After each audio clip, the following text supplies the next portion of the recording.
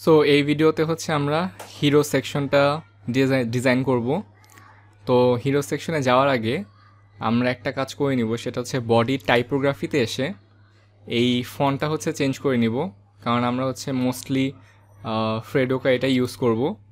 So এটা হচ্ছে change করে নিলাম। অ্যান্ড এবার এখানে এসে একটা নতুন সেকশন নেই, কন্ট্রোল ই প্রেস করে একটা সেকশন হচ্ছে এখান থেকে সিলেক্ট করি। সিলেক্ট করে এটাকে একটা নাম দিতে হবে। সো এটার নাম দেই হচ্ছে হিরো সেকশন। তাহলে হচ্ছে আমাদের একটা সেকশন হয়ে গেল, মানে সেকশনের নাম দেওয়া হয়ে গেল। আর এরপরে যেটা করব সেটা হচ্ছে এখানে একটা ডিভ নিব, ডিভ নিয়ে ডিভটার হচ্ছে একটা নাম দিব। সো ডিভটা নেই, ডিভ নিয়ে ডিভটার একটা নাম দিব hero section wrapper. Hero section না, hero content wrapper, hero content wrapper. ঠিক আছে, সো একটা সুন্দর নাম দিয়ে দিলাম, কারণ বেসিক্যালি এটার মধ্যে হচ্ছে আচ্ছা এটার নাম হিরো হয়ে গেছে। সো এটা হচ্ছে চেঞ্জ করে নেই, হিরো দেখতে ভালো লাগতেছে না, হিরো। ওকে, হিরো কন্টেন্ট র্যাপার, এটার মধ্যে হচ্ছে সব কন্টেন্ট থাকবে। সো হিরো সেকশনের হচ্ছে একটা এই মোমেন্টে কোনো সাইজ কিন্তু নাই। সো এখান থেকে এসে আমি একটা হাইট দিয়ে দিই 700 পিক্সেল, যাতে হচ্ছে একটা হাইট পায়। আর হিরো কন্টেন্ট র্যাপারকে হচ্ছে আমরা হাইট 100% দিয়ে দিব, যাতে ও হচ্ছে 100% হাইটটা পেয়ে যায়। 100% ও হচ্ছে যেহেতু এই হিরো সেকশনের মাঝে আছে, সো ও আর কি হিরো সেকশনের পুরো হাইটটা পেয়ে যাবে। সো এই 100% দিয়ে আর কি ওইটাই বুঝাইলাম। এখন যেটা হবে সেটা হচ্ছে আমরা ওয়েবসাইটটা দেখি যে আমাদেরকে অ্যাকচুয়ালি করতে হবে কি। সো এটা হচ্ছে আমাদের সাইটটা, অ্যান্ড এখানে হচ্ছে ভিতরে একটা বক্স আছে, এখানে একটা ছবি আছে, এখানে কিছু কন্টেন্ট আছে, এইখানে কিছু লিঙ্ক আছে। সো এই জিনিসগুলো হচ্ছে আমাদেরকে এই সাইটের এই সেকশনটার মধ্যে দিতে হবে।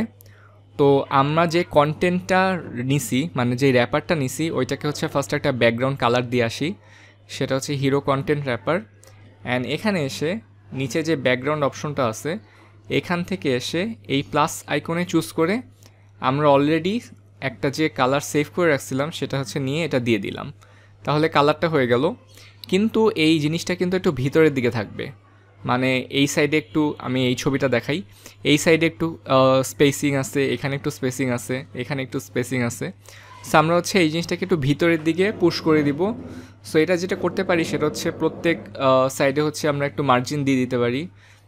উপরে 20 পিক্সেল মার্জিন, দেন বামে 20 পিক্সেল মার্জিন, বামে 20 আর ডানে 20, তাহলে কিন্তু 3 দিক থেকে জিনিসটা পুশ করে হয়ে ভিতরের দিকে চলে আসলো। দেন আরেকটা যেটা জিনিস করতে পারি সেটা হচ্ছে এখানে কিন্তু জিনিসগুলা বক্সটা চুক্ষা হয়ে আছে।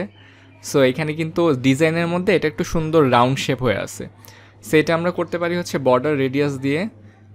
এটা সিলেক্ট করব, এটা সিলেক্ট করে দেন নিচে আসি, নিচে এসে এখান থেকে বর্ডার্স থেকে আমরা জাস্ট বর্ডার রেডিয়াসের এখানে 20 পিক্সেল দিয়ে দিই, বা 10 পিক্সেল, 20 পিক্সেল দিলে দেখবো যে এটা সুন্দর একটা হচ্ছে শেপ পেয়ে গেছে।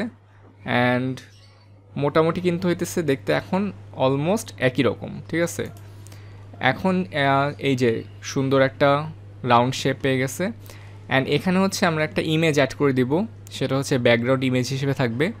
তা আমি হচ্ছে যেই ছবিটা ইনক্লুড করছি, ইটস নট নেসেসারি যে এই ছবি দিতে হবে। আপনারা যখন প্র্যাকটিস করবেন নিজেদের মতো যে কোনো ছবি দিয়ে দিবেন, দরকার হলে অন্য কিছুর ছবি দিয়ে দিবেন, জাস্ট কনসেপ্টটা বোঝাটা হচ্ছে মেইন ব্যাপার।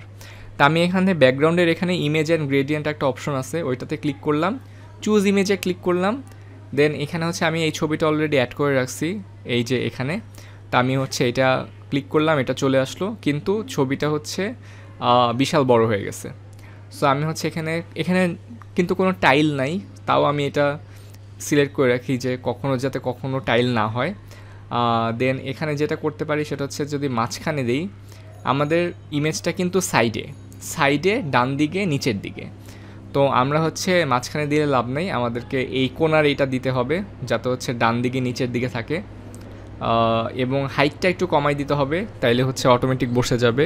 হাইট যদি 50% দিই তাহলে দেখি কি আসে, এর এত ছোট হয়ে গেছে। ঠিক আছে, তো আমরা হাইটটা হচ্ছে আরেকটু বাড়ায় দিই, 50 না 70%, 70% দিলে এরকম আসে। ও পিক্সেল, পিক্সেল না পার্সেন্ট, 70% দিলে এরকম আসে। সো আরেকটু বাড়ায় দিই, 90%, 90%। আমাদের ইমেজটা হচ্ছে এরকম হয়ে গেল। ওকে, সো আমাদের ইমেজটা দেওয়া শেষ, ব্যাকগ্রাউন্ডের একটা কালার দেওয়া শেষ, বর্ডার রেডিয়াস দেওয়া শেষ। এখন হচ্ছে মোটামুটি এটুক পোর্শন কিন্তু শেষ। সো এখন যেটা করব সেটা হচ্ছে উপরের এই ন্যাভবারটা দিব। উপরের ন্যাভবারে কি আছে, বেসিক্যালি একটা লিঙ্ক আছে বাম দিকে, মাঝখানে 3টা লিঙ্ক আছে, যেটা হচ্ছে 3টা ডিফারেন্ট সেকশনে হচ্ছে চলে যাবে। আর ডান দিকে হচ্ছে একটা বাটন টাইপের মতো আছে যেখানে লেখা ট্রাই ফর ফ্রি। এখানে ক্লিক করলে ম্যাজিকের মতো চোখের সামনে একটা এনার্জি ড্রিঙ্ক চলে আসবে, যেটা খেয়ে আমরা নেক্সট ভিডিওটা দেখতে বসবো। ঠিক আছে।